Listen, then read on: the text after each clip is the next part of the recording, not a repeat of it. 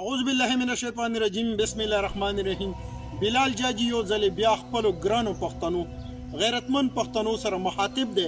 الله نه به امید ساتم چې زما ګران غیرتمن پښتانه چې په دنیا هر ځای کې روغ او جوړ وي، الله دې تل خوشحاله او آباد لري. د نن ویډیو مقصد زما چې څه دی نو ویډیو تاسو لازمي وګورئ. نن ټاپک یعنی نن خبرې په دې موبایل باندې کوو. زما پښتنو ورونو تاسو ته خو پته چې په دې سوشل میډیا باندې دا 2 ورځې مخکې چې کومه واقعه مخې ته راغلې ده، یعنی د نه منلو خبره ستاسو په ذهن کې هم نه راځي. په دیر کې دا واقعه راغلې ده، د دې ماشوم 16-17 سال عمر دی، یعنی 14-15 کاله عمر دی. اگر پاسیږي خپل مور او پلار ولي چې هغې کې پلار وفات شو او مور په زخمی حالات کې هسپتال کې دا الفاظ استعمالوي چې زما بچی ناپوهه و، په ناپوهۍ کې دا کار کړی دی. دې مور ته زما په دې دواړو لاسونو سلام وي. او زه دې بچي ته نه پوهېږم، دې کمبخته ته نه پوهېږم چې هې کمبخته دا هغه مور وه چې ته په خېټې یو کال 10 میاشتې ګرځولی، تا پسې غول مې چیزې صفا کړي دي. اے کم بخته ته د هر کم جرت هغه پلار چې لوږه تنده به په ځان تېروله تاله به راوړل چې بچي مې د لوږې نه پاتې نه شي. هغه پلار مشکل وخت به په ځان تېرولو، ځان نه به خوله وکاږله، تاسو له به خوراک راوړلو، ته نن راپاڅېږي خپل پلار وژنې. د ویډیو مقصد مې دا دی چې څه وشو هغه خو اوس یې وشو. پښتنو بچی ته یو طبیعت وي، یو تربیت وي. تاسو هیڅ کله د دې موبایل د وجې خپل بچی طبیعت مه کوئ، دا ستاسو قاتل جوړیږي. لکه څنګه په دې دیر کې دا واقع راغه. خپل بچی طبیعت وکئ، هغه ته ښه پرورش ورکئ، د هغه ښه تعلیم وکئ، هغه باندې ښه عادتونه ښې خبرې زده کړئ. ټیک دی، طبیعت یې وکئ، تربیت سره طبیعت یې وکئ. طبیعت یې په هغې شکل کې وکئ بچي ته پیزار کپړې بوټان دا ورته والئ، په خېټې یې ماړه ساتئ. دا د بچي طبیعت دی. دا یې طبیعت نه دی چې ته بچي ته یو موبایل والي چې فوجي ګیم پکې کوي چې ته یې مه کوه، هر پاسېږي خپل مور و پلار ولي مړ کوي. ډېر آمد درست آمد، څه چې وشو هغه خو اوس یې وشو. دا واقعه خو مخې ته راغه. خو مخکې پښتنو زه تاسو ته دا سوال کوم چې مزید دې شي نه خپل بچي په امن کې وساتئ. د دې تربیت بچو ته مه ورکوئ، طبیعت ته یې مه ګورئ، تربیت ته یې وګورئ. دا واقعه سبا تاسو سره هم کیدی شي. زه په خپل بچپن کې په کلي کې به مو صرف په ټي وي چینل کتو. زه تاسو ته بچپن واقعه بیانه کوم. پی ټي وي چینل و نور څه به نه و. نن سبا پی ټي وي خو څوک پېژندي نه، سوشل میډیا دور راغو. پخوا به یو مشر په بیټک کې ناست و، په حجرې کې به ناست و، یا به یو میلمه راغه، کشران به لاندې ورته ناست و، د هغې هغه الفاظو ته هغې نه به څه زده کړه کوله. نن سبا سوشل میډیا دور، میلمه به راشي، مشر به ناست وي، په کشر کې تمیز ورک شو.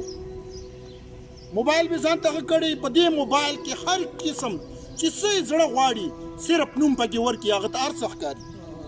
که مشر لګي او که میلمه راغلی هغه پروا هم نشته ورسره. خپل بچیانو تربیت وکړئ. که طبیعت ته مو ولیدل چې کومه واقعه مخې ته راغلې دی، په خدای قسم دی دا واقعه به تاسو سره کېږي. زما د الفاظ لږ سخت دي، لږ درانده دي، لږ مې آواز اوچت دی، خو زما دا زړه درد کوي چې دنیا کوم سر ته ورسېده. زموږ پښتانه پښتنو دا کارونه تاسو مه کوئ. دنیا سره یو شانتي برابر روان شئ. دا نه چې دنیا په تاسو خبرې کوي.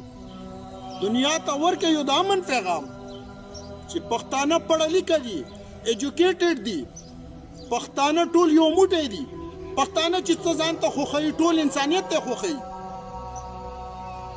دا پب جی گیم دی، دا پلانکې گیم دی، دا ټیک ټاک دی، دا یعنی په سوشل میډیا باندې وکا سوشل میډیا باندې یو دا رقم اکټیویټي شیر کا چې مخکې ونه څه عبرت والي دا شی اکټیویټي نه چې تر پاسېږي خپل مور او پلار مړ کړي